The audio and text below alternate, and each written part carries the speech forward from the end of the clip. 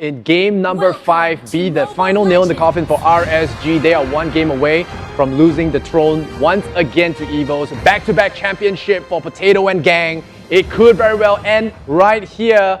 Over to our casters, Abstract, Aries, over to you. Alright, ladies and gentlemen, this may very potentially be the final match between EVOS and RSG here in the grand finals. How is it really gonna be like? As JPL started things off with a great ejector onto Lolzy, pushing RSG onto a more defensive stance because they know how aggressive Lolzy can be, and by being so aggressive at the start, may actually discourage them to do so. Yeah, EVOS here, ideally they want to be able to just use JPL as not only as a front line, but as a form of a catch. And same thing goes for RSG. But look at the lane rotation. Jason playing as a mid Barats, and I have my love and hate for Barats mid. I think it's fine to a certain degree. It does open up the map a little bit more because he then can rotate from lane to lane a little bit easier as compared to being constricted to only one side of the map. I would actually agree to that because I've talked around before that I do not particularly like to see Lunox in the mid-mage because you are required to stay on the lane until you hit level 4. If you are to roam around too early, then you are just slowing down your progress and slowing down your potential. But for now, down to the bottom lane, they went all out on the baby cake, almost literally saying that you stole our Bowman, here's what you get. RSG getting immediately blown up onto the side, and this has been very, very similar to how EVOS has been playing in game 2, 3, and 4. A bit this time a little bit faster because there are squishier heroes on the side, and this is my concern for the side of RSG, is that the heroes are slightly squishier this time around. On Lunox, yes, it's a bursty hero, she can do much, but that's a pretty good start coming in from RSG. At least taking a kill down the side of EVOS, while EVOS actually getting the turtle for themselves. JPL activates his force ejector, but not being able to move on to Lolzy nor Jason due to the fact that he knows what might be coming out for him if he were to open up a little bit too aggressively and in some sense greedily. Yeah, EVOS working off that first blood, but RSG does manage to bite back one of their own. I think if you look at the way EVOS loves to play, they like to play the snowballing effect, constantly in dominating control. They don't like to give up the lead, and they have been able to do that to a certain degree. I think for RSG, they need to identify the key targets they need to get down here. One being Jill on this Benedetta. When the Benedetta gets the farm in, she's going to be a nuisance to deal with. That's when they will start to split push. So they need to stomp Jill. They need to make sure that she doesn't pop off, especially towards the late game where she will just constantly cut your waves. And for now, we're just going to be looking at force injection as well as an unstoppable force coming from JPL, landing right on top of Baby Cake. Was hoping that he will be able to receive a little bit more health with his lethal counter, but unfortunately just a few frames too late. Yeah, the execute just bam. Yeah, just kapow him right in the face, like a little bit more of a sucker punch to him. And yeah, it looks like EVOS will eventually get the first tower of the game. And now RSG being on the back foot, that will be a bit worrying because now the Benedetta can look to really roam around the map. And once the Benedetta starts to roam, RSG is constantly going to be a man down in terms of team fight. Adamir taking a lot of damage, finding himself right under the turret's nose, but it's okay because LY4 in the end went for Ogi Shadow Kill. Didn't really quite do a lot, to be honest, but in the end he'll still go down. I would believe that most damage would probably come from Potato, but I think that they all have really fair share of damage. Yeah, that was actually a really good job by JPL. He was being targeted by Daytona's Welcome, uses the Unstoppable Force, and because of that, he just gets cancelled. Daytona's Welcome gets cancelled, and that's a big ultimate of RSG. Even still then, even if he did manage to get not cancelled and he did manage to swallow up JPL, it wouldn't be able to kill anyone there because there is the backup of the rest of EVOS to finish up the fight. We will definitely see a lot of that. If Jason continues to use the Detona's Welcome onto JPL, they wouldn't be able to accomplish anything. What's a prime target for Jason to use the Detona's Welcome on?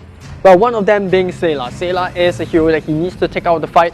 Once again, similar to how Sayla was playing on the Eve, he's constantly at the back. He's got a good nuke in terms of AoE control on the Eve this time round onto the Eudora. His job is just to blow up either 505 on the Lunox or LY4 on the Hayabusa. And this is very concerning because if they get to snowball out of control, RSG might not even be able to see LY4 pop off. Yes, the Hayabusa is really good late game, but we know that Hayabusa is weak early. And this is what EVOS is capitalizing on. They're capitalizing the LY4 time, and they're not going to give it over on to their arch nemesis. Having a 3 mage comp from the side of EVOS, not exactly mage, right? It's more accurately to be said that there are 3 heroes from the side of EVOS that deals magical damage. So the chances of RSG members picking up more magical resist is a lot higher, and thus making sure that, in some sense, making Potato, Adamir, and Sela's damage going down lower than normal, and thus boosting the chances that Gear is able to deal a lot more damage all across the board. Oh. So maybe Gear would be the unsung hero of this game. Yeah, a little bit of a wasted opportunity there for Baby Cake. He nearly got him the lethal counter, just slightly out of range. And look at that, on the other side of the map, they are getting value out of it. They managed to find 505, and I'm pretty sure if Lozi doesn't have the support for RSG very soon, that is going to be a dead Sylvana. With Adamir bringing himself up to the top lane. Unfortunately, Imperial Justice lands on top of Sela, but he is all alone with no follow-up. Adamir was able to bring him right back to where he came from. After bringing down the first defense turret, they're just going to be moving on to Baby Cakes and bring him down very effectively as Potato takes another one from this cake.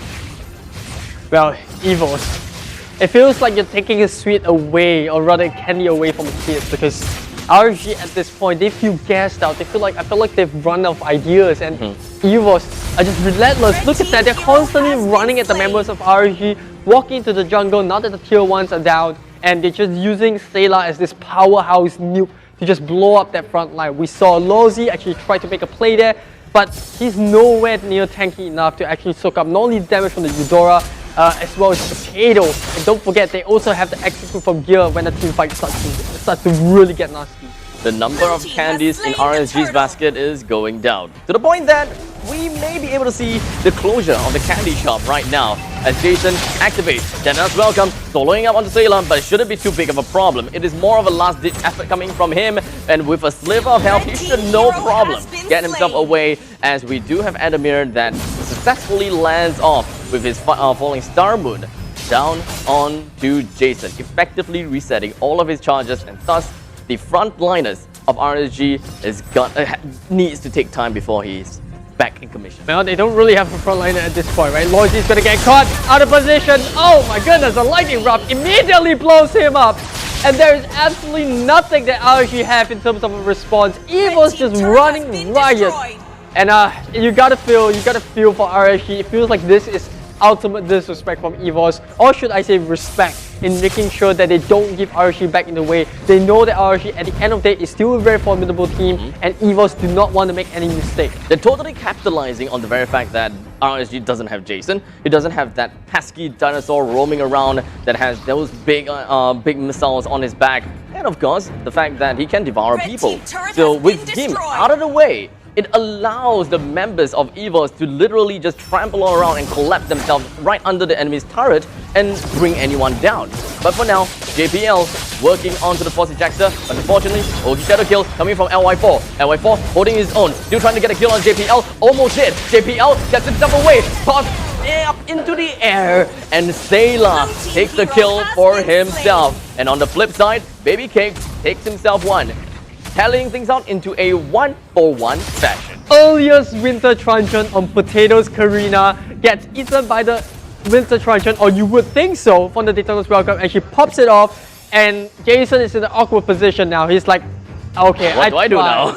I tried LY4, I tried to help you, but there's absolutely nothing they can do. And I think for RSG, they need to try to find a pick-off as a team. We have been seeing them spread it across the map right now, and they need to try to find a pick-off. Lozi is constantly at the front line. Even if he catches target, there is no follow-up. And look at that once again. Lozi just isolated versus the team. Here comes the backup by LY4. In the end, it doesn't seem like things are going to be working out well for RSG though. Even though Lozi did manage to use his Imperial Justice, no one came in for a follow-up as Adamir moves on next with a falling Star Moon. Jason running back, electric on a blow right beneath of him, brings him down. Baby Cake, he is next, as Baby Cake is just going to be stunned right down to the ground with a lot of spins that will not help him. And Potato going right out, getting kills after kills. A 5-man wipe from RSG. 10 minutes, 7k goal lead, 16-2. It's as perfect as the game that EVOS can hope as they are on championship point, and now they will even take the Lord as RSG cannot even make it close past their jungle. Is match point, ladies and gentlemen. Remember that this best of 7 grand final is about to end. Will it go over to the side of EVOS, or will RSG cling on to another ray of light? It's gonna be a really tough call because EVOS, they do have the Lord for them. Well, the Thunder's Wrath has been a cheese pick, or rather the Eudora specifically has been a cheese pick for EVOS, but the situation looked right. It looked perfect for RSG right there. Hayabusa, LY4 cut out of nowhere, the Eudora says boom, sends you back to the base, and RSG's efforts are for naught. And now for LY4, how can he help his team? He's not farmed up. RSG doesn't have a tank that's tanky enough to even soak up the damage output from Eudora, and things are definitely looking grim abstract. It's got no damage at all. It doesn't seem like things are working out for RSG as EVOS literally the face of the opponents just going to go for a toss onto Lolty. He's going to be walking away, but the bottom lane inhibitor is going to go straight down while the Lord is still very darn healthy. The rest of EVOS, they're just moving on in. Adamir, half HP, bringing everyone from RSG back inside and close to the core. We've got another one down. 2 men down from the side of RSG. They're moving right on. Electro final blow. Baby Cake spinning around. Jason, slip of help. He gets himself away, or maybe not. He's still around. He spits out fire, but it couldn't do quite much as EVOS moving all around. The core is almost down, and it will go down. Ladies and gentlemen, EVOS-SG are your champions of the MPL Singapore Season 2. This has been one hell of a ride, but here it is, back-to-back champions. Damn, it feels good to be an EVOS fan. It is going to be high time for everyone, as the time is nigh for EVOS to collect themselves and get themselves that trophy. Boy, oh boy, it has been a long ride. EVOS must be really happy. RSG though, I gotta have to say, GG, well played. They have shown what they was worth, and once again putting themselves on second place, similar to Season 1. I love this coming up for both teams. The El Clasico, what other matchup would have been more appropriate? None. This was the pinnacle of the rivalry for these two teams, and I think it's pretty safe to say EVOS, 2 championships back-to-back, is definitely looking to claim a legacy. They're not even looking for championships anymore. It's about setting a legacy, setting it in stone, and saying we are the best, and there's absolutely no way that you can come and take anything away from us. No one is going to stop EVOS from going anywhere as they rejoice themselves and of course rehydrate themselves with a couple of H2O, as you can pretty much see. While RSG down and dejected, but I think that throughout this entire season, they have done so well, splendidly. And I still have got to say, they are one of the top performers here in MPL Singapore Season 2. You can definitely tell the youngsters of RSG definitely feeling it. They were so close, they put up a tough fight, and they even had a fantastic lower brackets, but there was just too much in the way. They ran out of steam, they ran out of ideas, and at the very, very end, they had no more left in the tank. You could see the veterans are feeling slightly disappointed as well, but with this, it's a learning experience for the youngsters. They have been looking super strong in the regular season, but coming here, EVOS put them in their place and tells them you will always be second place. But hopefully, they can make a better comeback. But just for the last time in this season, let's break down the final game, shall we? With 12 minutes into the game, or rather sub 12-minute final game from EVOS versus RSG, EVOS literally left the entire ocean blue, as you can see right here, but understandably a little bit red because they kill a lot of people to a certain extent. JPL playing as a Jawhead, he has been getting all the crucial ejector time after time again. Potato constantly bringing out his main aggression, and this JPL Potato combo makes sure that Lolzy is unable to do anything as a Sylvana. There's been a obscene amount of times they went for the Imperial Justice, But because of the positioning of JPL, Potato, and literally, well, just the rest of EVOS, there's just no follow-ups whatsoever, leaving him at a total of 4,100 damage. It's a rough sight to see, but this Eudora pick coming in from EVOS. I wouldn't say it's a secret strat, but the situation was just right. You have a Hayabusa, there is a Lunox on the other side, you need a ton of burst, you need just one single moment in time when they are out of position to pick them off, and the Eudora was just perfect. I think the Aurora would have done well as well, but Eudora comes up earlier because she doesn't need to set up. She doesn't need to set the passive up to lock someone down. And once she hits that level 4, EVOS were like, it's go time. Let's start getting those ganks out. It's those kind of no conditions required. I press this button and I get the gratification that I need. Boom! Done. Deleted. Boom! Yes, deleted. So here we go. This is where things are getting crazy, because we gotta have to see who the MVP is coming from EVOS. I mean, act surprised that is Potato, right? Act surprised. Okay, we'll act surprised. Right. Okay. Right. As we bring. I wonder who is going to be the MVP. Oh, it must be Adamir, because he is playing an Esmeralda after all. Man, oh man, have you seen the amount of damage that he dared to shred people on the opposite end? Boy, oh boy. Oh no, it must be Sayla. It must be Sayla. Well, yeah. Actually, it could. Good choice. Actually, it could be Sayla. It could really be Sayla. Yeah, but end of the day, we are looking for the series MVP, which means the rest of the regular season is not counted in for, and it is going to be Adamir. That is the Esmeralda player, the MVP for that series. MVP.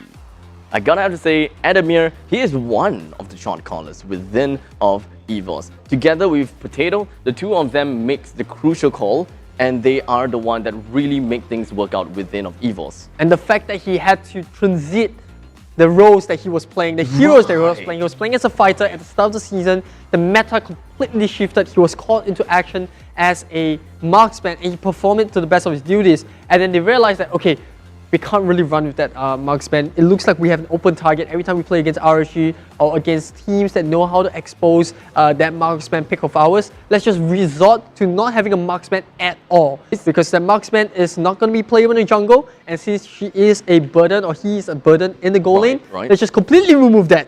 Let's just all play fighters. It's kind of like a roller coaster ride from Adamir. When it comes to Season 1, he started off as, well, the hyper, the marksman. Coming into Season 2, he started off as a fighter. And then, with the new meta, becomes a marksman again. But then when it comes to the Grand Finals, who needs marksman? Adamir, go and play Bowman. He's kind of like on a double comfort zone. You can literally tell him what to do and he'll do it. And that's why the saying goes, right? The team that can adapt the best will win the championship. Right. And EVOS have shown that they can do it. In both series, against RSG in the upper bracket finals and the grand finals, they lost game 1. And again, RSG put up a good fight, but they were just not enough to stop EVOS, and they claimed the title 2 years in a row, 4-1. Your champions of MPL-SG, Season 2, EVOS-SG! Yeah.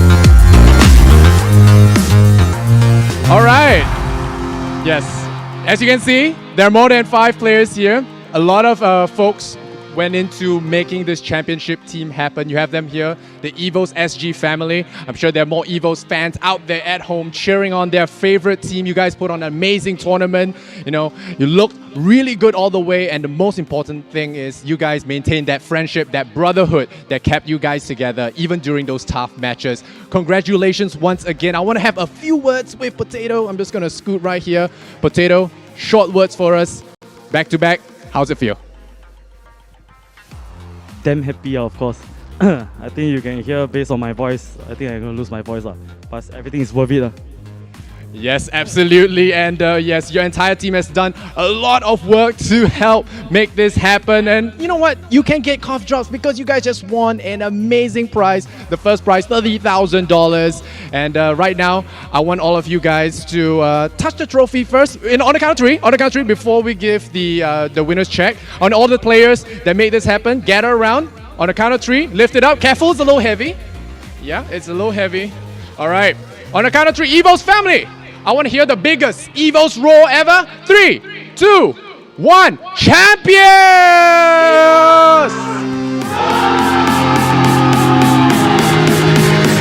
There we go.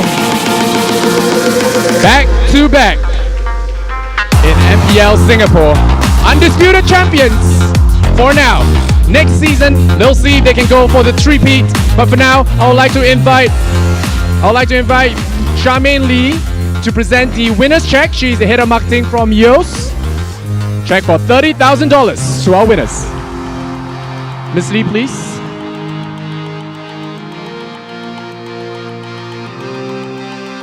All right. Okay. Potato, maybe you want to hold one end of the check.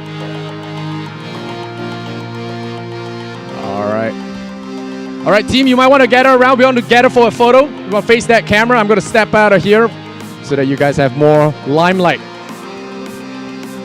Okay. Yeah, that's right. Get those photos. Smile with your eyes, boys. Smile with your eyes. You're champions. All right. Okay, all the photos taken? Screenshots? All good? All right, looks like we're good. Thank you, guys. Thank you so much. Thank you. Thank you, Charmaine Lee. Congrats to our winners once again. Thank you so much.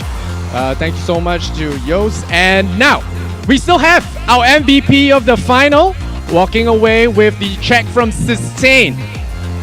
None other than, do you guys know who it is? All right, none other than our favorite Adamir, the brand new marksman once again. $1,000 from Sustain. I'd like to invite Mr. Praveen to present the check to Adamir. New to EVOS, back on his marksman role, absolutely destroying in his position. All right. Congrats, Adamir, once again. You need some help with the check. All right. Do you guys want more photo together without the checks? Have you get enough photo? Okay, one more photo, and then we'll wrap up. All right, guys, we're gonna let you guys rest real soon. EVOS, one more group hug for the cameras. All right. EVOS SG. EVOS number 1.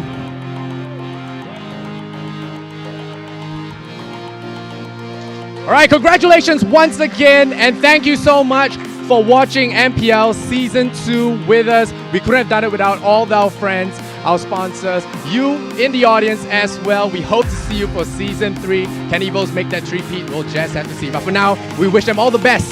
RSG as well in the upcoming M3 World Championships. I'm Lysander. Thank you for watching.